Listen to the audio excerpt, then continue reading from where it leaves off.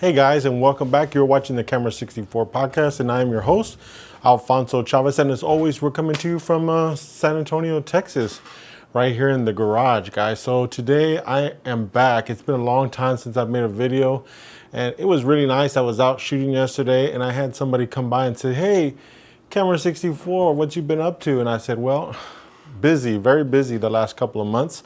But finally, it's starting to kind of cool down. I still have things to edit, but we're on the back end of all that wintertime stuff, which has always been the busiest time of the year for us. But we're at the end of it, so now I'm gonna get back to making videos, and we're actually gonna concentrate on doing less events, if that makes sense, because I want to spend more time here with you guys here on YouTube, as well as working on my website. I really want to make it a website that people can go and visit and learn. I want to create worksheets. I want to create videos in an effort to help new photographers get better and to move along and advance in photography. And I want to be a part of that with you guys. So the only way that I can do that is doing this right here, making videos, talking to you guys, sharing stories. That's what we're going to be doing. There's a lot of things that happen and can happen, will happen sooner or later. It's not, well, not sooner or later, it will happen. Things are going to happen to you along the way. So we're going to talk about those kinds of things. I'm going to share stories of things that have happened to me being a photographer and a videographer, being that I've been doing it for such a long time. I want to share those experiences with you, not to discourage you. And sometimes it may come off that I'm trying to discourage you, but that's not what I'm trying to do. I'm trying to encourage you, but I want to make you aware of some of the pitfalls, some of the things that you can fall into, some of the clients that you can steer yourself clear of, because there are a lot of red flags when you're talking to people. So not only are they trying to qualify you as their photographer and videographer, but you yourself also are qualifying them. And if some of those red flags, like I call them, come up, hey, chances are I'm going to tell them that date is booked already, because it's just not worth the headache, guys. So no matter how much money they're paying you, nobody wants to go to work and get chewed out or get yelled at, or have grandma yelling at you, or the organizer yelling at you for any reason, guys. It's one of the pet peeves of mine. I just don't enjoy being around people that are going to be having a hissy fit every time. Bridezillas, I want nothing to do with bridezillas. That's why we prefer quinceañeras over brides. I will shoot the occasional wedding, but I do prefer quinceañeras, absolutely. But if it's a wedding, and if she's a nice person, he's a nice person, and I get to meet some of their family before the event, those are things that allow me to kind of qualify them just as much as they're qualifying me. So those are the kinds of things I want to share here on the channel, not just all the good stuff, because I noticed that when I watch other videos, which I have nothing against them, everybody's got their own style and everybody has their opinion about it, anything that they decided they want to talk about. I don't want to take that away from them, but I do want to also point out that it's not always going to be, how do they say, chocolate and cherries and Valentine's Day happy and big smiles, and it's not always like that. This business is not always like that. There's a lot of stuff out there that it does not go well. You do have the bridezillas. Even though you try your best to avoid them, you will occasionally get to that. And how do you want to act or react to that? Those are kind of the things that I want to get to. But today, guys, we're doing a shoot here in my garage, guys. So I'm going to take the time and just show you around my garage here, so that you know, in fact, that it is, in fact, a garage. There's my laundry right there. There's my light stand, which I'm not using to light. I don't know why I'm not today, but those are all my cameras back there in that corner. So it's a regular 2-car garage. It's nothing fancy, guys. I just like to share that with you because I want you to feel that, hey, if he can do it in his garage, I know I can too. And that's the whole point. So today we're gonna have my soon-to-be daughter-in-law, Leslie, and also my son's gonna come out here. He's gonna help me record some of this. But I'm gonna do a basic setup. We're gonna use a white backdrop. We went to Goodwill.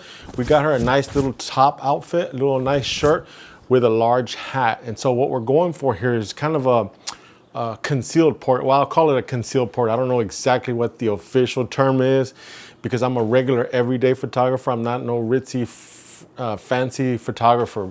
But basically I want to do a shot where it's not maybe a partial of her face, not her full face. We bought a nice big hat from her and a very nice low cut in the front dress to kind of draw some attention to this area right here. And we're just gonna do a very simple portrait. The whole idea here is that we might end up taking 100 shots, but we're only looking for one good one, just one fantastically good picture that we wanna get. And we wanna try and get as close as we can to being absolutely correct in the camera before we even do any edits to it. And then hopefully with the edits, we end up with, I would say 99. I never, and that's another thing too, we'll go into that later, but I never feel that any picture is really 100%. I think in my entire career, I've only shot maybe 5 pictures that I would consider to be just absolutely immaculate, and I would say probably all of them were done by accident. so it's nothing that I'm doing, guys. Just keep that in mind. We're not perfect. So let's get going, guys. So basically, for camera setup, I'm gonna be shooting with my 1D Mark IV. It's a 16 megapixel camera, very old, came out in 2009, if I remember correct, or 2010. That's the camera I'm shooting with. I'm using Godak's flashes. Today I just happen to be using my Streak 360, and we're gonna be using a 42-inch softbox, also by, I believe it is, let me see, shoot, hold on, let me look. It is the Octo Easy Lock, also from Adorama. And I will use Adorama and what's the other one? B&H switch. I switch and flop back and forth. So a lot of my equipment is from Adorama, a lot of it's from B&H. So there's no preference there, but I will put links to everything that I do have listed here. Also, I am a big fan of used gear, so I will be using, I would say probably 90% of my stuff I bought used, and then 10%, of course, this camera that I'm recording on now, and also my R6, a couple of cameras that I have I bought new, but aside from that, everything's used. So eBay is a fantastic place to get used gear. Don't feel that you have to get new gear, because you really don't. We're gonna show you that. We're gonna use a 1 light setup to get started. If I feel I'm not getting to where I need to be, then I might set up a 2nd light or even a 3rd light. We'll just see how it goes, right? That's what this is all about. And there's no right and there's no wrong, guys. So let's get into it. We're gonna have you sit down right here to start off with, just like that. And you're not gonna turn, not gonna be straight to it. You're gonna actually turn your legs that way, just like that. Perfect. So I'm gonna tell you, Leslie, what I'm doing here in the camera, so that way you can kind of get an idea. So the very first step that we're gonna always do is we're gonna set it to f8, which is like super dark. And the reason why we do that is so when we take our shot, the very first shot is gonna be all black. That's what we want to start off with. And what that does is it's gonna allow us to control the light, the color of the light, more importantly than anything, but also where the light's going in the room. We'll be able to keep track of that. So I already took a test shot, and we are at we're at a super dark frame already. So we're good to go. Now I'm gonna go ahead and bring my flash in. And I'm gonna, bless you. I'm gonna test fire. Let me know if that flash goes off up there. Oh, it did. Yeah, okay. Perfect. So now I'm gonna take a test shot here. And before I set up my shot, all I'm gonna do is just get a test shot here of this. What this flash is doing. So we started off with our flash. We're at 2/50th of a second f8, and we are at ISO 100. I'm sorry, 200. Only because we are in highlight priority, or what they call the D mode, but our flash is way too bright. So first thing I'm gonna do is bring down our flash here. So I'm at 32, we're gonna bring this down. We're gonna bring this down here. So I'm gonna go ahead and turn off highlight tone priority for right now, because I don't think that's not letting me get what I want. So now I can go back down to 100. Let's see what this looks like. Yeah, that's better. Yeah, and it's still kind of Okay, so we're still getting too much onto the background. So what we're gonna do is we're gonna taper this off now. I'm gonna bring this in here, and I'm also gonna turn it like this. We're gonna bring this into here like that. And I'm also going to drop it so that way we have a little bit of light coming in underneath the hat, just a little bit. Just like that. Let's see what that gives us. Wow, that flash that flash cannot be firing at 125. There's no way. Yep, I was right.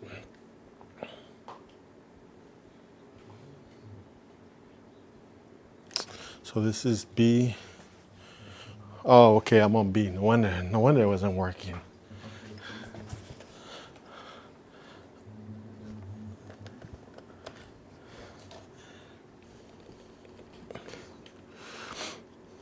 See, it's okay to make mistakes, guys. We all make mistakes along the way, always. The thing is if you make a mistake, you got to realize you're making the mistake, and you correct the mistake, and that's it. So here we go. I backed it up a little bit, just so it's not in the flash here, and that's what we're getting right there. So now what I'm going to do is I'm going to fine tune this. I'm just going to bring this up. I'm gonna work in full stops. So I'm going to go back to B here, and I'm going to go to 1/8 of a stop, 1/8 power, which is 1 full stop. Let's see what that gives me. Okay, so we're getting there. We are definitely getting there. So we're still probably another stop, I would say. So again, we're going to go back to B, so we're going to go to 4th power. Just like that. We're going to try that.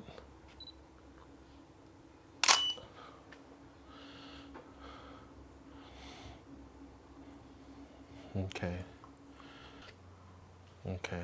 So now we got a really nice picture, which I really like, but she kind of disappears into the black on this side. You see that? Mm-hmm. So we're going to add a flash on this side, and it's going to be coming back at her. So go ahead and grab one of those flashes over there for me, Mijo. One of those speed lights. We're just going to use a regular speed light.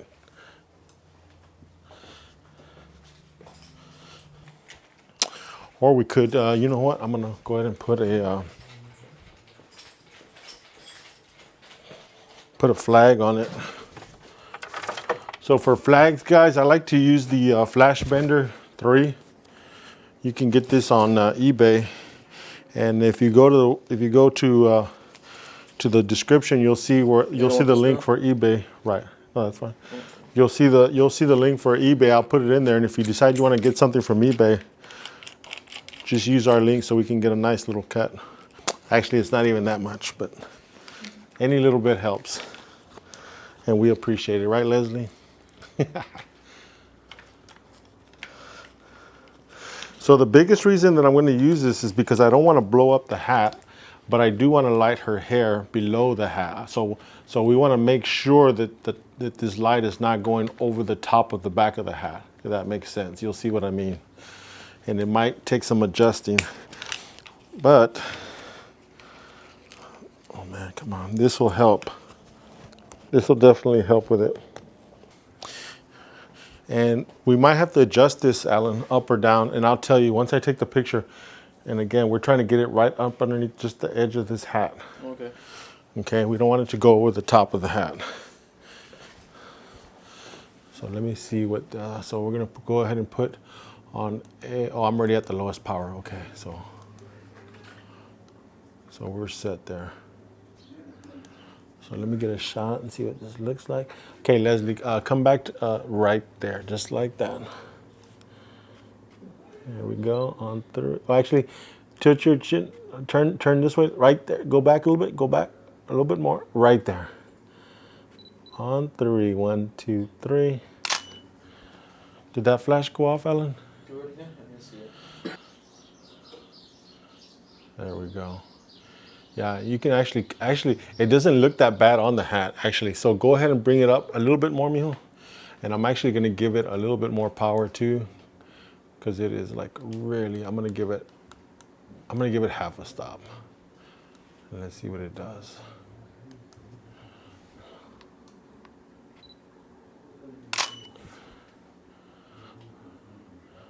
Okay, gosh, we're almost there. So I'm gonna come up just, well, we don't wanna.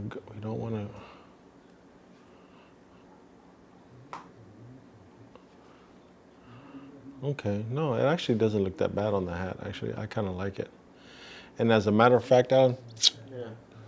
go ahead and raise the flash straight up, and then bring it down just a little bit, right there, and then kind of bring it down just a little bit, right there. Right there's good, right there.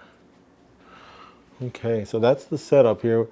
It's the Godox 360 on the right, her main light, and in the back I got the 860 Mark III from Godox.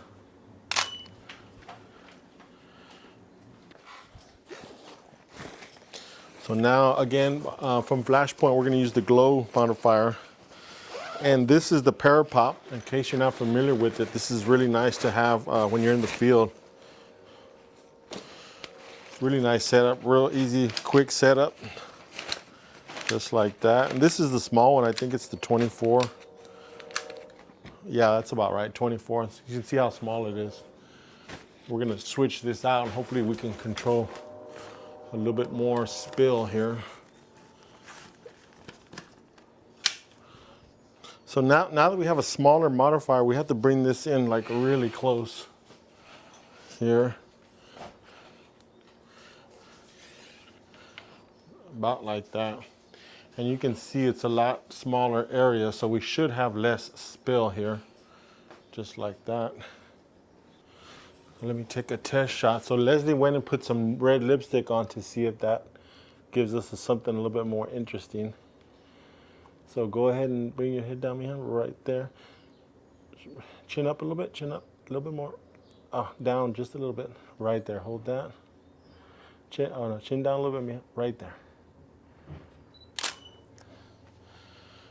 Okay, so yeah, that light is gonna have to come down a lot, because now it's a lot closer to her. So we're on B, a red light behind her. Let's do that. So let me grab. You want to take a look at them, Leslie? Take a look at the pictures.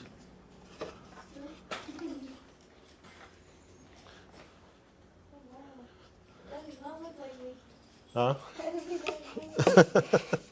Right? It doesn't even look like you. Here we go. And just in case you guys are wondering, I do not own a snoot, so in place of the snoot, what I use a Pringles. I just tear the bottom out from it. We put our gel, I just tape the gel on, I'm just gonna stick it down in there. There we go. Just like that. And we're gonna set this on the floor behind her.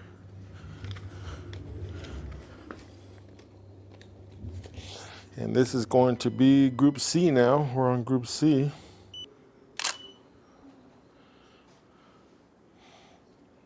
Okay. So that is looking pretty nice, actually. Yeah, that looks really good. I'm gonna lower this so I can get a little bit. We don't want to ever shoot up at people, but in this situation, I just don't want to shoot up, but I want to shoot straight on with her. And I'm also going to bring that light up in the back up just a little bit, because it is having to compete with these other big flashes I got. Oh, come. Cool. Okay. So now, Leslie, we're gonna do that other one again, because that red light behind you looks really cool. So just turn slightly, just not that much, right there. And you're gonna bring your chin down a little bit. And Alan, I want you to bring that flash and bring it like where it was at before, where it's pointing right at her back.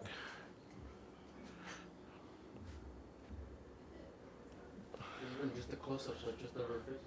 Yeah, it's gonna be a tight shot. Yeah, I'm gonna crop in. Like I always tell you, you gotta leave space so that way you can. Just crop it. Yeah, crop it. And then we can also make her look skinny too right here. We'll have her suck it in. So let's see. Let me see. So let's make sure we got what we want here. Doesn't even look like we're in here. Huh? Doesn't even look like we're in here. Uh-oh. Cool. I think we got it, guys. So cool. This shot, we kept the same settings the entire time, guys. So when you're shooting studio, knowing your flash sync speed is real important, because that way you can set it at your max, which on this camera is 300th of a second. And the reason we do that is just because in case that Leslie or whoever the model happens to be, if they move or twitch or anything like that unexpectedly, at 300th of a second, we're not gonna get no motion blur because of movement. That's why we do that. F8, the reason we do F8 is because so that way, when we start, we wanna have full control of the light. And so the way we do that is by turning off all the lights in camera. So that way, when we start adding flash, you see this is our test shot. That's to make sure it's all black, and then we start adding our flash in and start adjusting it. So you can see here, there's too much light hitting the background here, so I had to bring her up and off.